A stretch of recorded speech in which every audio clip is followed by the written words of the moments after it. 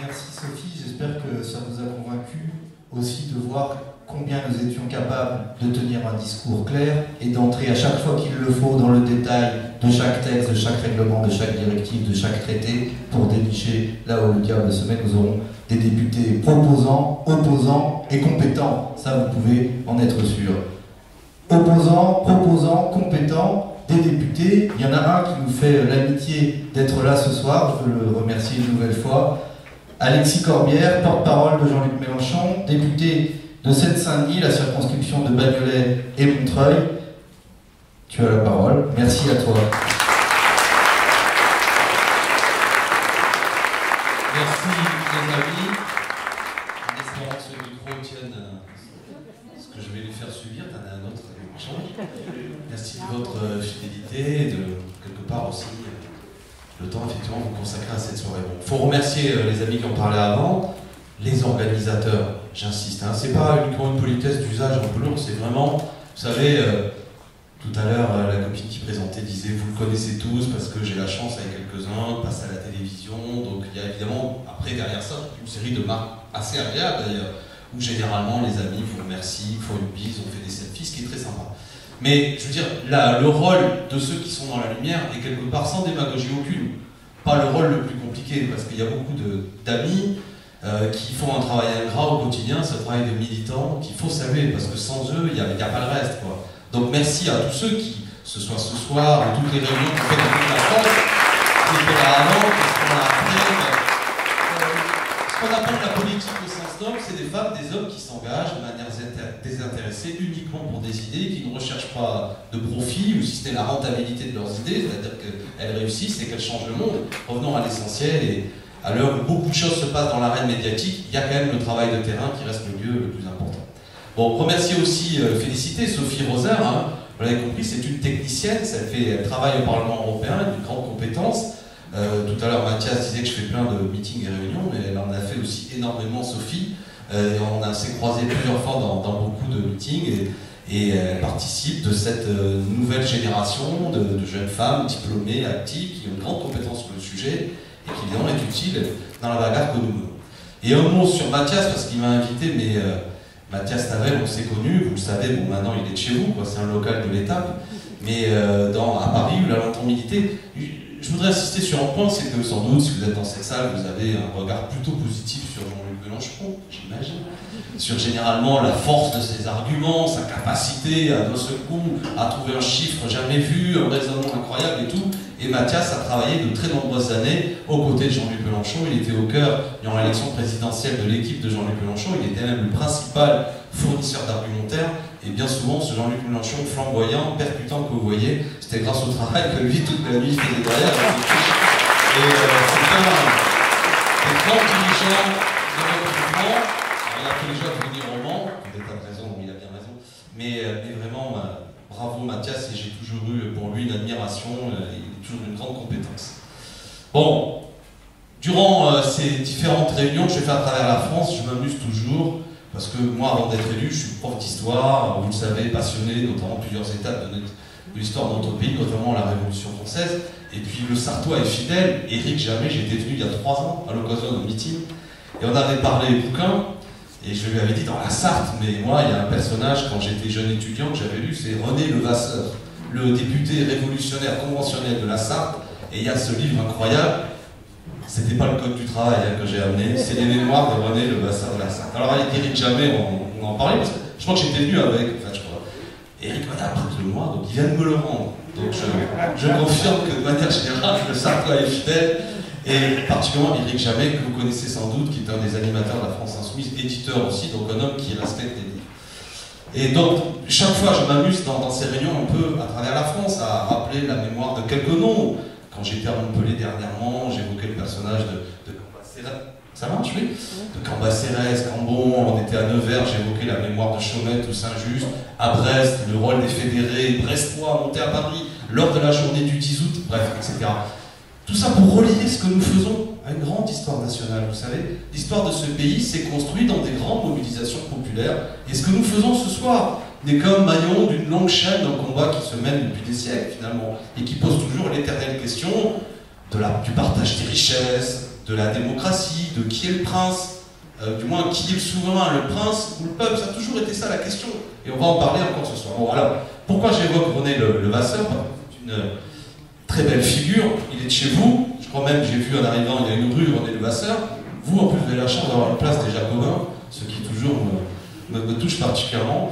Et si un jour vous avez l'occasion, le rôle qu'a joué cet homme, parmi beaucoup de choses, c'était un montagnard, il était médecin, accoucheur.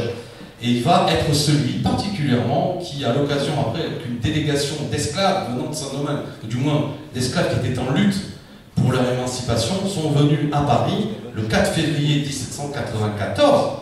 Et après qu'ils aient été entendus par la Convention, qui avait plein de sujets à obtenir, un homme s'est dressé, René Levasseur, et on était le 4 février 1794, et en quelque sorte, pour la première fois, a oralement rédigé le décret qui allait être celui qui allait servir à l'abolition de l'esclavage. Et oui, le février, le décret très connu pour l'abrogation de l'esclavage, eh bien c'est un Sartois, c'est René Levasseur qui l'a dit, il le raconte dans ses mémoires, je demande à la Convention, ne cédant pas à un mouvement d'enthousiasme mais aux principes de justice fidèle à la Déclaration des droits de l'homme, décrète dès ce moment que l'esclavage est aboli partout sur le territoire. C'est ça qu'a obtenu René Levasseur. Magnifique, magnifique. Je veux que ça mémoire parce qu'à l'occasion de débattre dans la Révolution française sur l'abolition de l'esclavage, il y avait un autre personnage qui s'était dressé dans un premier temps face aux colons, qui disait mais on ne peut pas abroger l'esclavage parce que sinon on va perdre nos colonies. Et si on n'a plus nos colonies, alors les Anglais vont mettre la main dessus. Économiquement, on ne peut pas. Et un personnage, Maximilien Robespierre, avait répondu à ceux qui défendaient les colonies en disant « Périssent nos colonies plutôt que les principes. » Périssent nos colonies plutôt que les principes. Alors si je fais cette introduction historique, c'est parce que je vais parler d'un sujet, nos amis ont abordé des sujets importants, mais moi je vais parler de la paix et d'une guerre. Nous sommes actuellement, la France, engagée, pour des raisons économiques, dans un conflit qui se déroule de manière particulièrement vive au Yémen. Depuis 2014-2015, pour des raisons, une situation de déstabilisation notamment au Yémen, un groupe rebelle a déstabilisé un président qui avait été élu d'ailleurs dans des conditions terribles. Bref, dans le jeu de la diplomatie locale, l'Arabie Saoudite, le Qatar, les Émirats Arabes Unis mènent une guerre au Yémen pour essayer d'écraser un groupe dont on considère qu'il pourrait être lié à Daesh. Mais la nature même de ce qu'est l'Arabie Saoudite et ses différents régimes déjà rend cette grille de lecture assez peu efficace, car pour ma part, je ne crois pas qu'on efface, qu'on écrase l'obscurantisme de Daesh en le faisant aux côtés de régimes comme l'Arabie Saoudite, régi par la charia, où les droits d'opposition n'existent pas, la liberté de la presse n'existe pas, où il y a encore l'homosexualité qui est interdite, ou encore le 29 avril dernier, 37 personnes ont été exécutées, décapitées au sabre, et l'une d'elles a été crucifiée lors d'un procès où toutes les organisations présentes sur place considèrent qu'il n'avait même pas les droits élémentaires de la défense, et parmi ces personnes exécutées de la sorte, il y avait même 3 mineurs. Voilà ce qu'est l'Arabie Saoudite de M. Ben Salman, vous savez, cet homme qui a été reçu par Emmanuel Macron, cet homme qui avait fait assassiner un journaliste qui s'appelait M. Khashoggi dans la cave de l'ambassade de l'Arabie Saoudite en Turquie, en faisant venir un agent des services qu'il a découpé, paraît-il, vivant, avec une scène quasiment digne d'un film d'horreur. Voilà M. Ben Salman de l'Arabie Saoudite, dans lequel la France, depuis 2014-2015, vend des armes, ce pays, qui sont utilisées dans ce conflit. Je vous parle de tout ça parce que la question de la paix est une question importante. Dernièrement, je ne veux pas rentrer dans tous les détails pour vous perdre, mais l'affaire a pris une dimension particulière parce qu'une note des services de renseignement militaire a été éventée dans la presse qui dit, depuis le mois de septembre, au gouvernement français, qu'il y a tout lieu de penser que les armes françaises que nous vendons à l'Arabie Saoudite sont directement responsables de la mise en danger de populations civiles.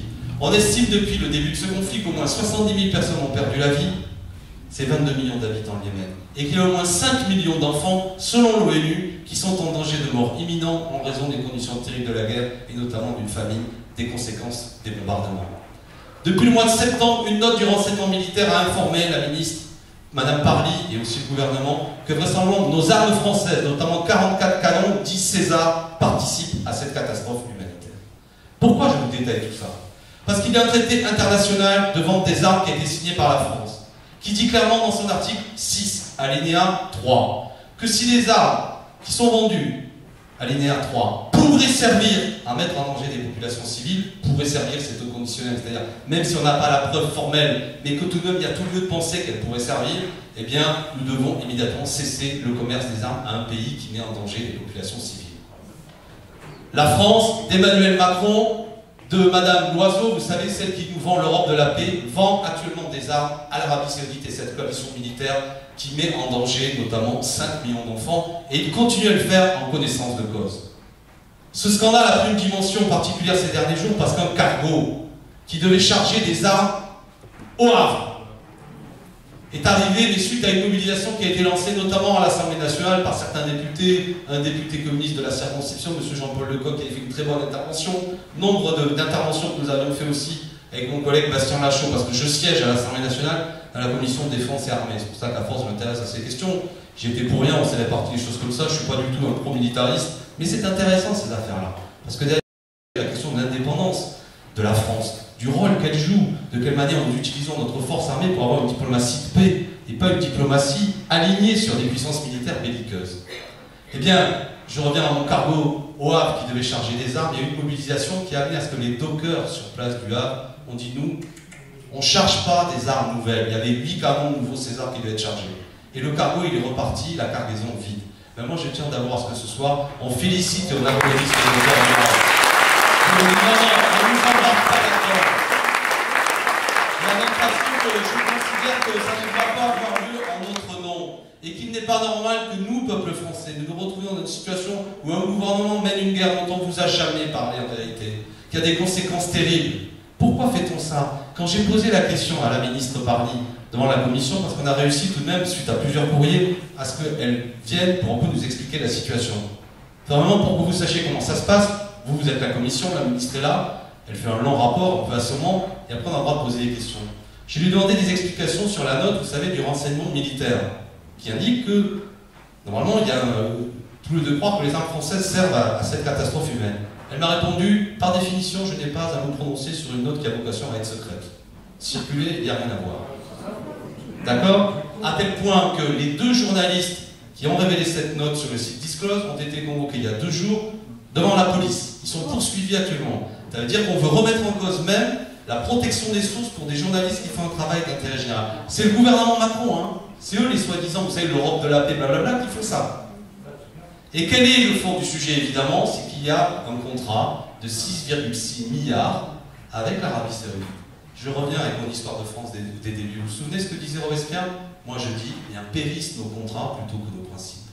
Périssent les contrats avec l'Arabie Saoudite. On ne vend pas des armes à un régime obscurantiste qui actuellement frappe des populations civiles.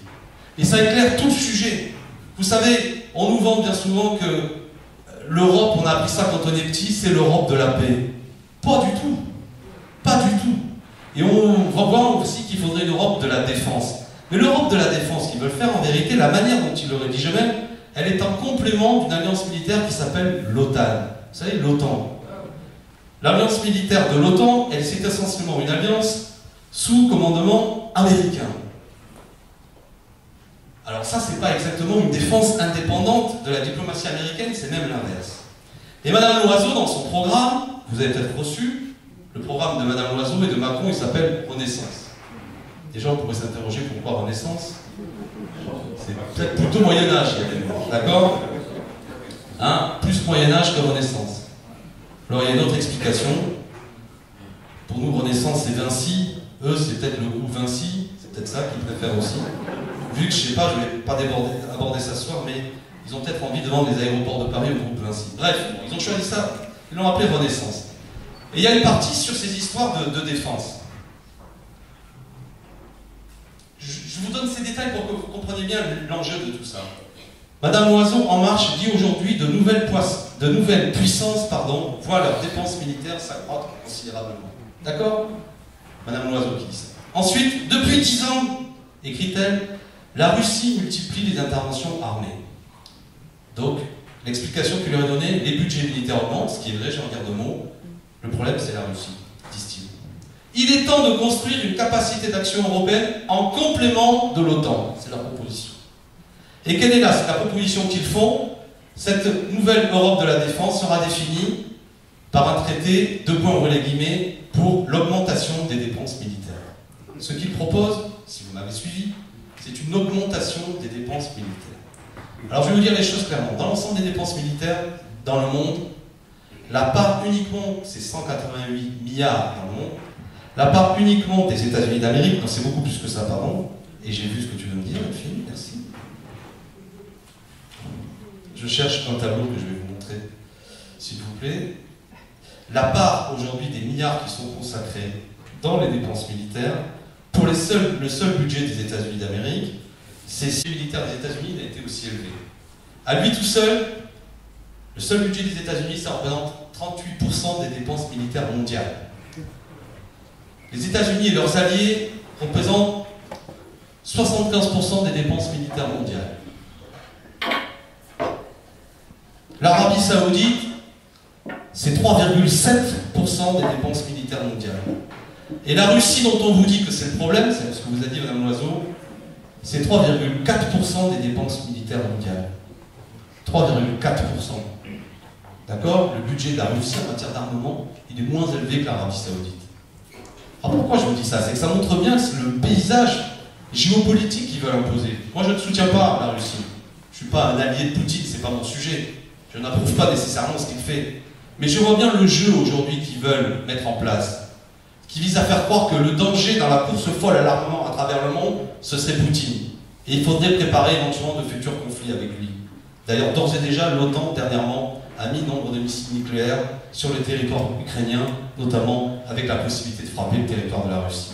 Ceux qui sont rentrés dans une logique folle aujourd'hui de course à l'armement, ce sont les États-Unis d'Amérique, qui demandent à tous les alliés de l'OTAN d'augmenter leur budget. Ce qu'a fait la France d'ailleurs. Pour quelle raison ils demandent d'augmenter leur budget? C'est que quand vous faites partie de l'OTAN, le matériel militaire que vous utilisez doit être compatible avec le matériel américain. Et quand vous faites partie de l'OTAN, quasiment vous êtes obligé d'acheter du matériel militaire américain. Vous suivez le raisonnement?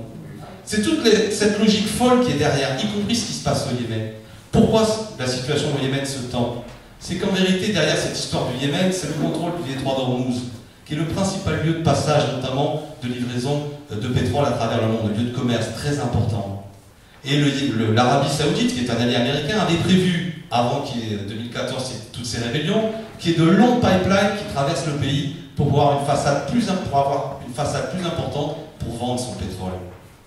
Vous savez, chaque fois qu'il y a des guerres, suivez le pipeline. Cherchez à comprendre où est-ce qu'il y a du pétrole, où sont les enjeux économiques. On vous vend ça derrière des conflits religieux, il y a parfois cette dimension-là, mais c'est d'abord le contrôle, notamment du pétrole. Et l'enjeu aussi derrière tout ça, c'est l'Iran qui est pas loin et qui lui éventuellement veut essayer d'éviter que les États-Unis contrôlent complètement la situation.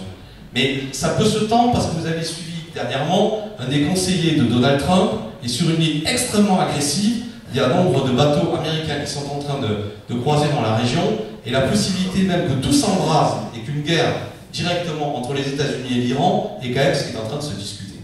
Donc la France là-dedans, elle doit garder une position, de mon point de vue, d'indépendance, qui doit à tout moment être celle qui dit « Oh, il faut la paix, réunissons des conférences internationales, créons les conditions que tout sauf la guerre. » Parce que quand la guerre commence, c'est des spirales à partir de là d'alliances au niveau régional qui ne cessent de s'agrandir et on ne sait jamais la fin.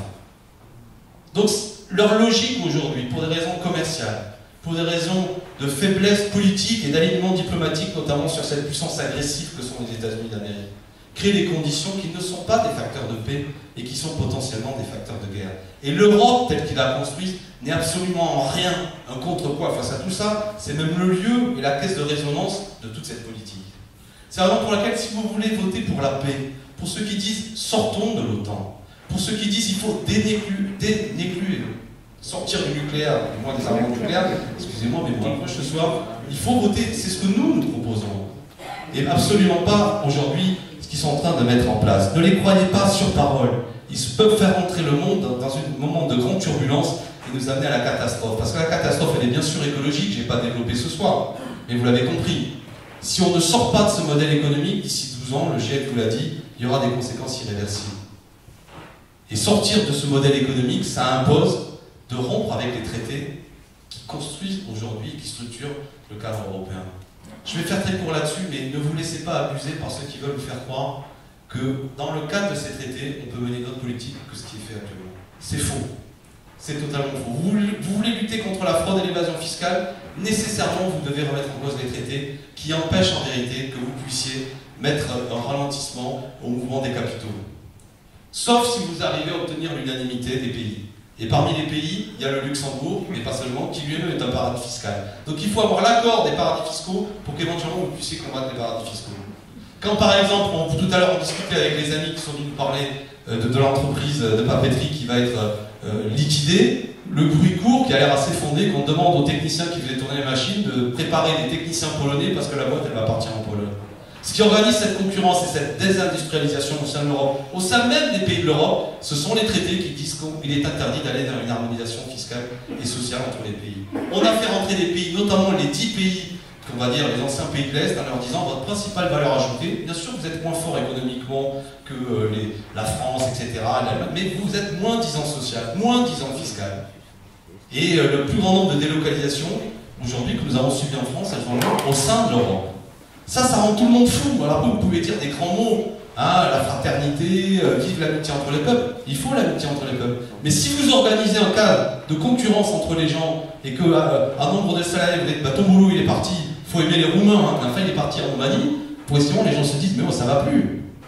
Donc on est dans ce moment-là politique de grande tension. Tout ça évidemment a fait monter parfois de la xénophobie, de la tension, etc. Et ce scandale aussi de la directive des travailleurs détachés, qu'on pourrait développer, c'est fou quoi. Je découvre que vous savez, il y a énormément même de travailleurs détachés français qui travaillent en France et qui vont dans des boîtes, notamment au Luxembourg, où ils sont embauchés sur la base de boîtes au Luxembourg, pour qu'ils puissent après revenir sur un marché français, mais en ne payant pas les cotisations telles qu'ils devraient les payer en France. C'est-à-dire qu'il y a même des auto-délocalisations. Je referme cet aspect parce que tout ça est dans notre programme, vous l'avez entendu. Mais je voulais insister d'abord sur la paix. Suivez cette histoire de guerre au Yémen. Ce gouvernement a du sang sur les mains, et je le dis en responsabilité. Ces gens-là savent que nous sommes en train de bafouer les traités internationaux que nous avons signés. C'est une guerre qui va avoir des conséquences terribles, et c'est une guerre qui peut potentiellement enflammer une région entière avec un conflit à dimension mondiale demain. Et il n'est pas bon que nous soyons attachés au char d'alliances stupides avec l'Arabie Saoudite et les États-Unis derrière. Alors, il y a une élection, le 26 mai. L'objet de la réunion de ce soir, c'est vous convaincre, ça a été dit, de voter pour une liste. Mais il est clair que ce qui est important, c'est bien comprendre le contexte politique dans lequel nous sommes. La journée du 26 mai n'est qu'une journée dans un grand moment politique dans lequel se retrouve le pays. Et nous ne sommes pas électoralistes. On ne va pas vous faire croire que c'est uniquement dans le résultat de la journée du 26 que l'ensemble de la situation du pays va trouver une réponse. Fondamentalement, je vais parler des Gilets jaunes, mais pour illustrer le grand moment de turbulence politique dans lequel on est, il y avait déjà une manifestation très nette qui s'est exprimée à l'occasion des élections présidentielles. Les élections présidentielles, on dit des choses qui nous, comme on est collés, comme vous, aux événements, on ne voit pas bien la dimension que ça a. Mais des partis qui ont organisé la vie politique pendant des décennies, notamment le Parti Socialiste. Vous vous souvenez, à une époque, c'était il y a très longtemps, il y a 3 ans, ils dirigeaient le pays, majoritaire à l'Assemblée, majoritaire au Sénat, ils avaient toutes les régions, les principales villes. Leur candidat, qui était un candidat d'opposition en plus, à ce parti, a fait 6%. Le président de la République sortant, c'était un homme qui s'appelait François Hollande, vous l'avez oublié sans doute, a considéré qu'il ne pouvait même pas se représenter devant les électeurs, sinon il était assuré de prendre une rouste électorale, et il avait bien raison. La droite traditionnelle, elle aussi, a été battue. Un nouveau paysage a commencé à voir le jour. Pour s'en sortir, le système a mis en avant un homme, et c'était fort habile, dont l'apparence était qu'il était celui du grand changement. Son livre de programme s'appelait Révolution, c'était ça le nom du programme. On vous a vendu la nouveauté, il va tout changer, etc. Une force politique comme la France Insoumise, qui n'existait pas avant le 10 février 2016, a rassemblé 7 millions de voix. Un groupe parlementaire, j'en suis l'illustration, avec des gens qui n'avaient aucune raison de se retrouver députés. Moi, je suis prof de lycée professionnel avant. Adrien Quatennens, dont on a parlé, il travaille dans un call center. Caroline Fiat, qui est une de nos députées, elle travaille dans un EHPAD, etc., etc. On fait rentrer un groupe. Ce que je veux dire, c'est que on est dans un grand moment de bouleversement politique. Ne regardons pas les choses à l'ancienne, si je puis me permettre. Il y a des partis, des forces qui sont en train de mourir. Un rapport à la politique qui se modifie.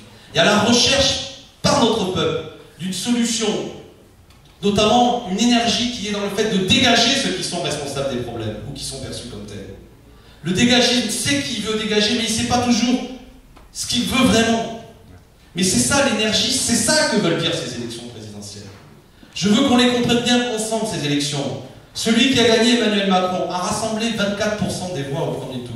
Mais ça ne représente que 18% des électeurs inscrits. Et en fonction de la nature de ces institutions, au second tour, comme il est contre l'extrême droite, et que beaucoup de gens n'ont pas envie de l'extrême droite, eh bien il rassemble au second tour, certes, 60% des exprimés, mais seulement 43% des électeurs inscrits. Ce que je veux vous dire, c'est que déjà dans cette élection, celui qui arrive à concentrer énormément de pouvoir est minoritaire. 18% des électeurs inscrits, 43% au second tour, avec beaucoup de gens qui n'étaient pas d'accord avec son programme, mais qui l'utilisent uniquement comme un instrument contre Madame Le Pen. N'importe qui de sensé aurait dû comprendre qu'il y avait là le potentiel d'une crise incroyable et d'une instabilité, quand on ne dirige pas un pays en étant minoritaire.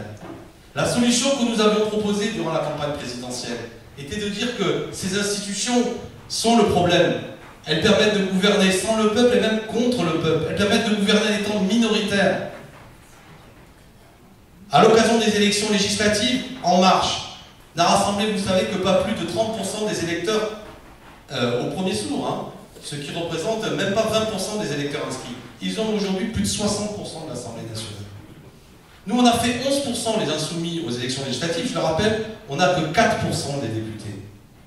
Le Front National, je souhaite sa défaite. Au second tour, ils ont 8 députés.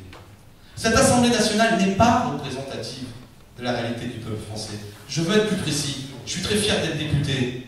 Moi, je viens d'un milieu modeste, je suis très fier. Mais j'ai réalisé 60% au second tour. Et par rapport au nombre d'électeurs inscrits, je n'ai fait que 21%. C'est-à-dire que 80% des gens de ma circonscription n'ont pas voté pour moi. En plus, dans ma circonscription à Montreuil-Bagnolet, il y a beaucoup d'étrangers qui n'ont même pas le droit de vote. Ça veut dire que quasiment 9 personnes sur 10 que je croise, au moins, n'ont pas voté pour moi. Et pourtant, c'est moi qui les représente à l'Assemblée. Et ce raisonnement-là, vous pouvez le faire pour tous les autres députés. Si je vous décrivais dans un bouquin une société où ceux qui dirigent sont minoritaires dans le pays, mais minoritaires à un point très très net, représentent à peine 15% des gens, vous direz, Alexis, c'est un livre de science-fiction, tu nous décris un régime autoritaire. Pourtant, c'est la 5e République. C'est tout le sujet, c'est comme la question de la guerre, ce que je vous ai dit tout à l'heure. Où est la souveraineté? Est-ce que vous êtes d'accord avec le fait qu'on mène la guerre? Non. Est-ce qu'on vous a consulté sur le fait qu'on mène la guerre? Non. Est-ce que vous êtes d'accord avec le fait qu'on mène une politique telle que le fait actuellement Emmanuel Macron? Non, il n'y a pas de majorité là-dessus. Et pourtant, il y arrive. En raison de ce système politique. Alors, ce qu'il y a de positif, c'est que ce que dit le mouvement des Gilets jaunes à sa façon, bien sûr de manière confuse, parce que les gens, ils cherchent. D'abord, les Gilets jaunes, ils disent, les partis politiques, on en a marre, on va s'auto-organiser de manière originale, dans des groupes Facebook, les réseaux, etc. Les politiques ne sont pas particulièrement les bienvenus, il faut le comprendre. Ça part d'une question, au départ, qui a été jugée triviale, l'augmentation des aides. Oui, mais qui est majeure pour beaucoup de gens. Notamment, je connais, moi je suis originaire aussi d'une ville dans le sud de la France où, si on n'a pas la voiture, on ne s'en sort pas, quoi. Je veux dire, on ne peut pas aller au supermarché, on ne peut pas amener les gosses, on ne peut pas rien faire. Donc, l'augmentation du diesel, tac, c'est directement une injustice. Et puis progressivement, à partir de ce qui était vécu comme une injustice, où tout le monde s'est dit, attends, on ne comprend pas, ils suppriment l'ISF pour les plus riches, et puis pour nous, par contre, ils nous tapent sur le diesel, le kérosène, il n'est pas taxé pour les grandes compagnies aériennes, mais par contre, pour le Quidam, lui, pour Jojo et Gilets jaunes, comme il est là, lui, il est, bon, injustice. Ça part de cette question-là. Et puis après est venue, durant le mouvement, la question sociale, les gens ont dit, mais il faut augmenter les salaires, et puis est venue progressivement la question démocratique, les gens ont dit, mais il faudrait un RIC, un référendum d'initiative citoyenne, qui fait que le citoyen reste un acteur civique entre deux rendez-vous électoraux. C'est une grande idée, ça. Aujourd'hui, il faut créer des conditions de nouvelles institutions, un système démocratique où, même quand une élection a eu lieu, éventuellement l'électeur, si de manière significative il le souhaite, il peut éventuellement reprendre le contrôle. Toute la ligne conductrice de la crise du pays, c'est la question de la souveraineté. Tout le monde a l'impression que les choses ne sont pas menées en notre nom. Le problème d'Emmanuel Macron, c'est qu'aujourd'hui, même après 2 ans d'élection, il n'y a pas de consentement à l'autorité. Jusque-là, on se disait, on avait été formé à l'ancienne, bon, on perd les élections, mais celui qui a gagné, il est légitime. Là, le sentiment général, c'est de se dire, même celui qui a gagné, il n'est pas légitime. Donc ce pays, si on ne règle pas ça, si c'est que par la force qu'ils veulent régler ça, ce que j'appelle la force, c'est des méthodes de pourrissement. Oui, oui, on va discuter, j'organise un grand débat, ça vous coûte 15 millions, puis à la fin du grand débat, j'ai tout compris. Je fais une grande conférence de presse, bon en fait, il va falloir travailler plus longtemps. C'est ce qu'il a fait, hein. D'accord? Donc maintenant, les gens deviennent fous. Autre méthode de pourrissement, comme tout le monde s'énerve depuis quelques temps, ça casse dans les manifestations, on dit aux policiers, allez-y, tapez dur. On est aujourd'hui dans un bilan de blessés à l'occasion de ces mobilisations, franchement, qui est inédit. On en est aujourd'hui à 5 personnes qui ont eu la main arrachée. 5 personnes. 22 personnes ont été éborgnées. 600 personnes ont été blessées sérieusement à la tête. 79 journalistes ont été blessés significativement en faisant leur travail. Et une femme est morte en ayant vu une grenade lacrymogène qui a été tirée, qui est rentrée dans son appartement, une vieille dame à Marseille. Bon. Quel est le problème? Les forces de l'ordre ont été, de mon point de vue, instrumentalisées et projetées contre les manifestants. Les consignes qui ont été données ont été d'être dures, notamment d'utiliser le matériel, vous savez, LBD modèle 40, lanceur de balles de défense. J'ai découvert, parce que je me suis intéressé à cette question-là, j'ai même demandé que tout ça soit interdit par une proposition de loi à l'Assemblée nationale, que le modèle de gomme des LBD qui sont projetés, nous avons choisi, la police nationale choisit le modèle de la gomme la plus dure, celle qui fait le plus mal. Ensuite, autre technique, les grenades de désencerclement, dites GLI F4. La charge de TNT qui est dedans est jugée comme particulièrement dangereuse. Tous ceux qui connaissent l'utilisation de ce matériel disent que ce n'est pas un matériel utilisé dans des manifestations de le jeter entre les jambes des manifestants, car c'est potentiellement dangereux. C'est ça qui a amené notamment à ce que des mains soient arrachées. Ils ont continué à les utiliser. Jacques Toubon, défenseur des droits, c'est pas un insoumis, a dit qu'il faut arrêter d'utiliser ce matériel. D'autres techniques, notamment dans certains pays, sont utilisées, des techniques qui vont moins au contact avec les manifestants. Ils ont continué à être brutaux. Parce que c'est une ligne politique qui vise à dire nous sommes minoritaires politiquement, donc on va à la confrontation pour essayer de créer en plus une invisibilisation de la discussion politique. C'est en gros, avec à l'heure des chaînes d'infos, t'es pour ou contre les violents, t'es pour ou contre brûler un kiosque à journaux, t'es pour ou contre brûler. Bon, nous on n'est pas pour casser en soi. Mais vous voyez, c'est une manière d'un seul coup de frapper, de faire peur et en plus complètement de modifier le débat politique qui n'est plus est-ce que t'es pour le partage des richesses, ce que une grande majorité est. Donc ce sont des techniques politiques qui veulent faire sortir du rail, si je puis dire, la locomotive qui avance. Parce que ce qu'elle veut, cette locomotive, je le répète et j'insisterai là-dessus, c'est le pouvoir, c'est la souveraineté, c'est le respect du peuple. Et ça doit se dénouer à un moment donné. Parce que quelle est leur technique à eux? C'est de dire tout ça, on va les visibiliser. Et on va ramener cette élection européenne à un duel qui en réalité n'est qu'un duo. C'est, vous voulez Macron ou vous voulez Le Pen? Vous voulez Le Pen ou vous voulez Macron? En gros, vous l'êtes cuit à quelle température? Le thermostat, je le mets à combien? 160 ou 220? Parce que Le Pen, il ne faut quand même pas exagérer. L'augmentation du SMIC, tu l'as dit, elle est contre. La 5ème République, elle est pour. L'écologie, elle ne veut pas, ils sont pro-nucléaires, etc., etc., etc. Donc elle n'est en rien, bien entendu, en phase avec ce qui aspire. Alors on me dit parfois, oui, elle a un discours social. Enfin bon, je ne vais pas faire le malin, vous avez étudié l'histoire aussi. Hein.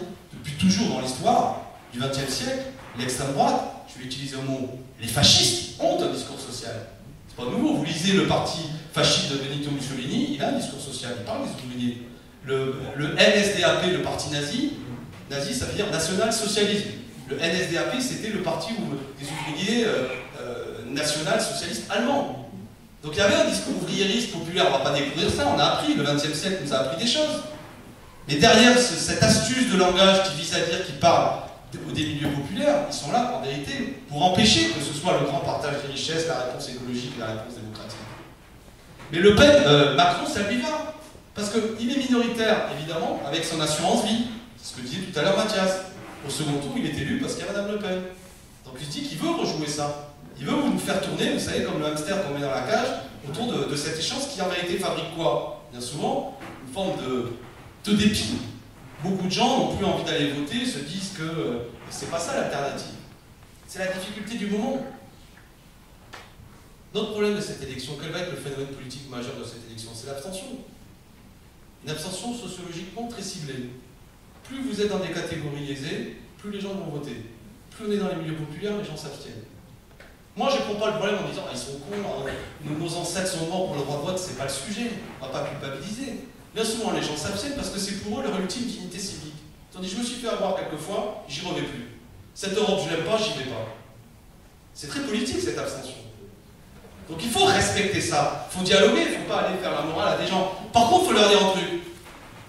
Le problème, c'est qu'il peut y avoir un effet d'illusion d'optique électorale qui amène à ce que, dans ce grand moment de turbulence politique que je vous ai décrit, qui s'est manifesté, je parle des Gilets jaunes, mais en Seine-Saint-Denis, moi j'ai toutes les écoles mobilisées contre la loi Blanquer, les services hospitaliers mobilisés, les jeunes populaires, ben, ça bouge.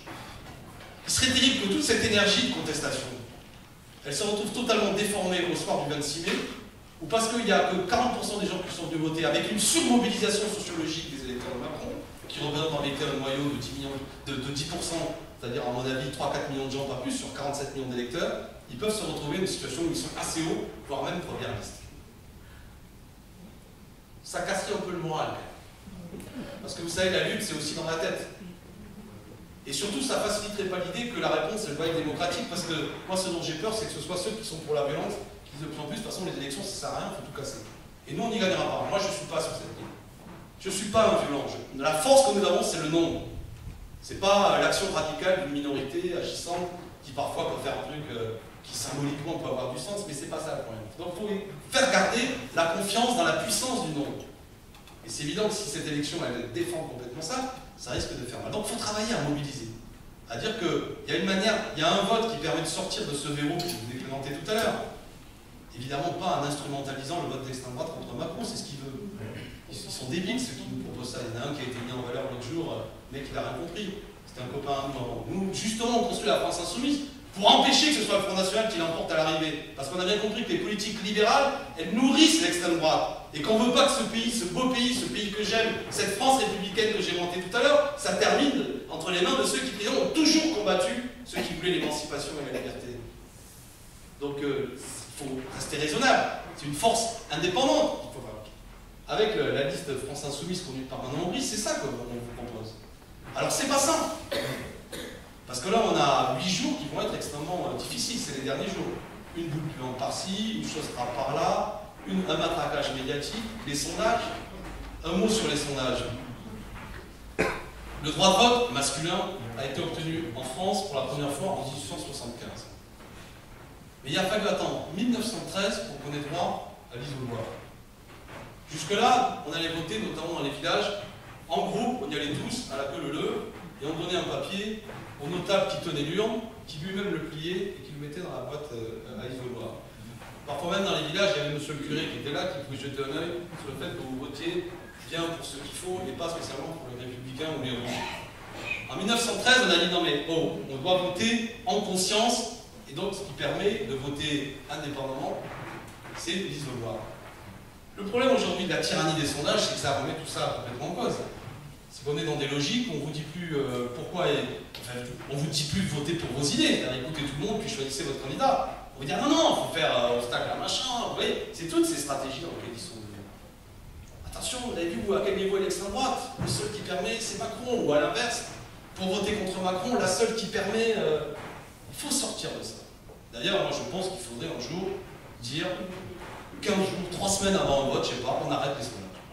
On arrête. Très bien, comme ça, on arrête parce que c'est une espèce de jeu comme ça, de petits chevaux qui amène à totalement modifier les choses. Donc c'est sur le fond qu'il faut aller voter le 26 mai. Et je le répète, la liste de mon point de vue qui fait sens, c'est la liste que nous portons. Et j'insiste, pardon, risque d'être un peu lourd. Le 26 mai, on ne va pas vous mentir.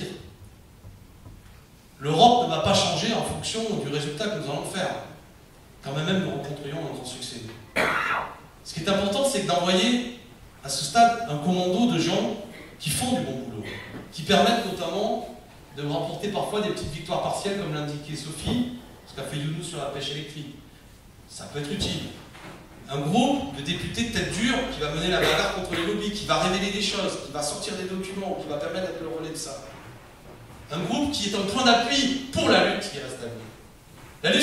La lutte qui reste à venir, c'est créer les conditions de l'après-Macron en 2022. La France Insoumise se veut être un outil de ça. Il va falloir continuer à rassembler, ça va être compliqué. Très compliqué. Parce que ce pays n'est plus le même. Je te dis à l'attention des amis anciens dans la salle. Moi je pense qu'il faut avoir des stratégies qui correspondent à cette nouvelle période. bien comprendre ce que nous a dit l'élection présidentielle de 2017, bien comprendre ce que nous dit le mouvement des Gilets jaunes. Un peuple disponible pour l'action, des gens qui veulent des solutions maintenant, qui vont au fond des problèmes, donc une disponibilité à une forme de radicalité des réponses, une claire compréhension de l'urgence écologique. Je me dis, moi j'ai eu 50 ans au mois d'août dernier, oui. Moi j'ai pas commencé mon combat dans l'écologie, c'est clair. J'ai commencé dans un combat à l'époque des organisations révolutionnaires, etc. Je lisais des livres, regardais beaucoup des modèles de révolution. Et je vois aujourd'hui, il y a une évidence, notamment dans la jeunesse, que la crise écologique est due en fonction du modèle économique. Je vois mes filles, etc. Et c'est bien, c'est positif ça. Parce que plus personne de sérieux ne pense pas qu'il y a là quelque chose qui n'est pas de l'ordre de telle région du monde qui est abîmée, c'est la planète elle-même qui est. Donc ça c'est bien, c'est positif. Il y a des causes qui ont avancé. Et ce que je vous ai expliqué tout à l'heure sur la 5e République, ça me semble aussi de plus en plus se développer dans le pays. Avec Mathias, qui est un vieux combattant là, la chose, quand on menait la campagne 2012 avec Mélenchon, quand on disait il faut une assemblée constituante pour sortir de la 5e République, pour donner la parole au peuple, beaucoup de gens disaient c'est des planants, des questions institutionnelles, on s'en fout, etc. Je trouve que l'idée du RIC, vous savez, c'est le référendum d'initiative citoyenne dont je parlais, à généraliser, c'est le fait que, voilà, ça ne va pas ces institutions, il faut des droits nouveaux pour les citoyens. Donc il y a des idées comme ça qui avancent. C'est ça qu'il faut chercher à faire. Toute victoire électorale que nous souhaitons est d'abord précédée par des victoires d'idées, des victoires idéologiques, des victoires culturelles. Il faut que ce qui s'exprime le 26 mai soit en phase avec ce qui monte dans le pays. Les gens ont soif de justice. Les gens ne sont pas fermés à payer l'impôt, mais ils veulent que l'impôt soit juste. Les gens sont prêts à un impôt sur le revenu plus progressif, mais pas des taxes. Les gens sont d'accord et disponibles pour que ce pays se mette en mouvement pour une transition écologique, etc., etc., etc. Il faut que ça s'exprime de manière claire, de manière efficace, de manière forte le 26 mai, avec toutes les difficultés de la lutte, évidemment, mais que tout de même, ça montre que cette voie-là, elle est forte. C'est le sens du vote que nous propose une fois de plus le 26 mai. On a essayé de le faire, nous aussi, à notre façon, sans doute en faisant des erreurs, on en fait plein d'ailleurs. On a cherché, en choisissant Manon Aubry comme tête de liste, de donner l'image d'un mouvement en perpétuelle évolution. Manon, elle n'était pas dans la campagne présidentielle de 2017. Moi, je ne la connaissais pas. C'est une fille qui n'avait pas d'engagement politique, mais qui, parce qu'elle était jusque-là responsable d'une association de lutte contre la fraude et l'évasion fiscale, qui s'appelait Oxfam, elle a fait un gros boulot par le plan européen pour essayer de lutter contre tous ces mouvements. Elle est jeune, elle est énergique, et elle symbolise en quelque sorte le fait que la France insoumise, c'est pas un parti, c'est un mouvement, et un mouvement précisément, vous savez, voilà, il faut que ça bouge. Et il est ouvert. C'est pas quelque chose qui vise à dire, voilà, on fait comme avant.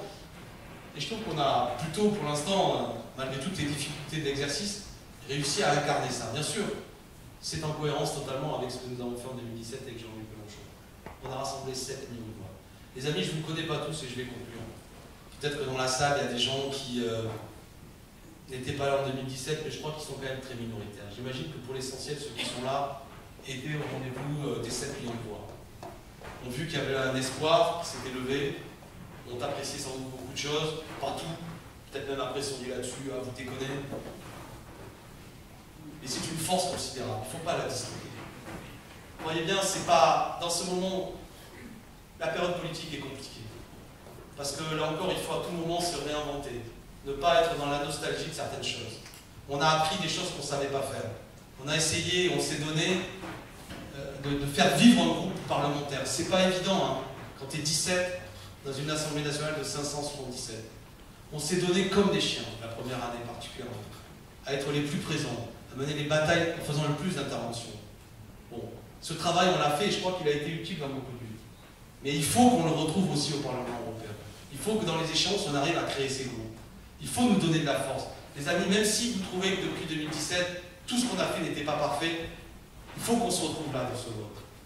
C'est le seul, de mon point de vue, je ne critique pas les autres. L'objet de cette campagne n'est pas une polémique avec d'autres forces qui pourraient avoir des discours touchants. Ils font ce qu'ils ont à faire, ce n'est pas le sujet. Mais il me semble, sans méprise avec qui que ce soit, qu'à ce stade, le vote le plus efficace, le plus net, qui permettra de dire des choses qui auront le plus de clarté le soir du 26 mai, qui sera un réel point d'appui pour permettre que ce grand mouvement que je décris aille dans la bonne direction. C'est le vote France Insoumise. Voilà le sens de ce qu'on fait ce soir. Vous convaincre de voter pour cela et surtout dans les 8 jours qui restent, de faire voter. Allez chercher des copains, téléphonez, faites campagne. Il y a 8 jours pour faire les conditions.